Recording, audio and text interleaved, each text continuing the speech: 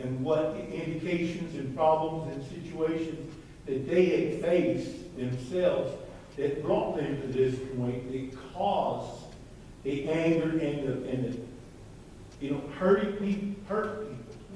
Yes, they do. And in my case, that's where I had to get to. I had to find out what caused the hurt for them, for me to be able to get forgiveness, not only for myself, but for them. Right. And to be able to tell them that and ask them to forgive me. When I didn't feel like I had been wrong in anything I'd done, but I felt so hurt, not only for myself, but for them and how they had been treated. And that's when I learned about forgiveness. And I just don't have it in me anymore. I get frustrated with people at times, but to let it get any further than that, I can't. I don't. I've got to go to somebody. I've got to go, I've got to approach it. I've got to. I can't. It's something I can't allow in my life anymore. It can't be there. It just torments me. It has I think hatred has a way of, it takes a lot of energy to hate somebody. Yes, it does.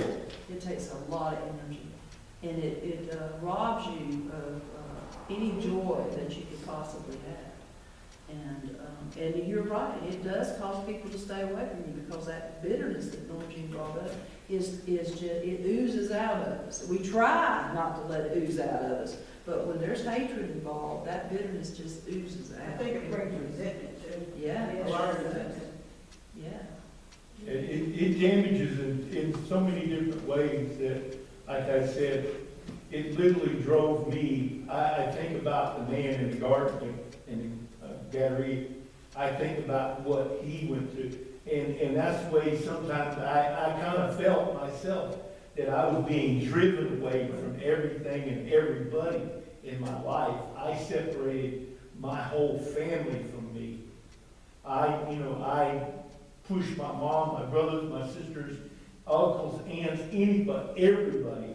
I shoved them all away and just tell them, get out of my life and leave me alone.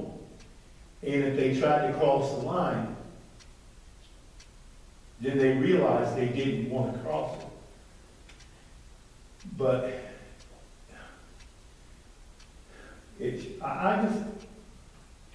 I think about sitting at that dining room table and how God brought it into my life and just showed me so much on, and hatred just takes so much out of you and just takes you to places you don't want to go, and it takes you forever to get away from it. And hatred obligates you to revenge. Yes. Using that word obligation, but it obligates you. Once I determine that I hate somebody, I feel obligated that they pay. Oh, they had to. They have to. But who really pays? You. Exactly. Carrying that stuff. Because, years ago, when I started teaching on forgiveness and learning about it and experiencing some of it, and I read this stuff. I think it's in Search for Significance. It was a story about this person who had held a hatred in his heart for this one person for years and years and years. And so they finally decided that they were going to, approach that person. And when they did, they didn't even remember what had happened. And they'd gone on with their life. They were having the time of their life. They were going traveling all over the world. And this person who was held in bondage by the hatred was stuck in a room somewhere. And that just spoke volumes to me. Because hatred keeps you obligated to stew in that mess. And so that's why it's so important for us to recognize. And it says here, but anyone who hates his brother or sister is still living and walking in darkness. And so you may try to have a relationship with God, but it's always in the shadows. In the shadows. Such a person does not know the way to go, having been blinded by the darkness. And that's what hatred does.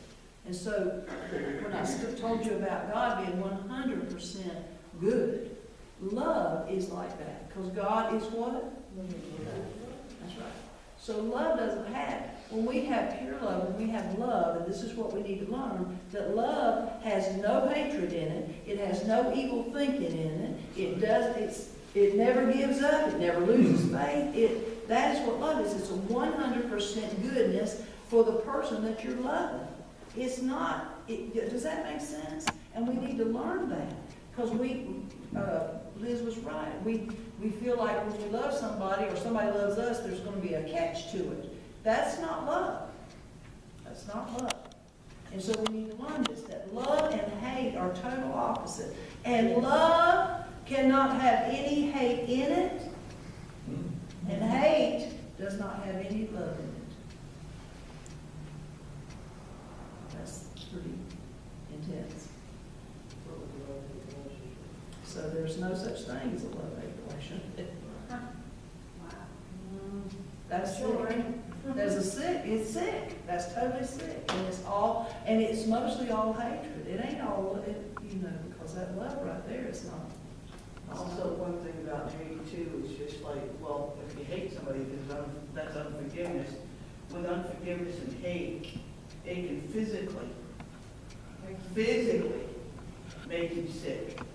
It can cripple you physically, mentally, and besides spiritually. And that all goes together.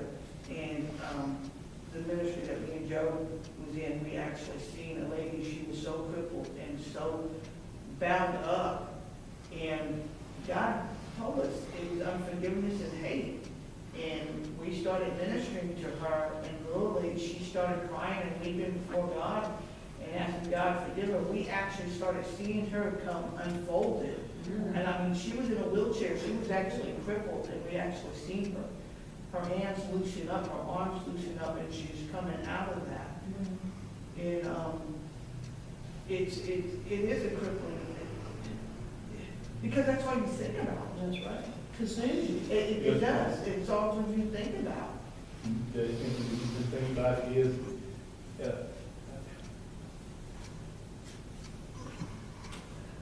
you're willing to turn it on anybody at any time. That's right. That was my problem. I was willing, you didn't have to really do anything to me.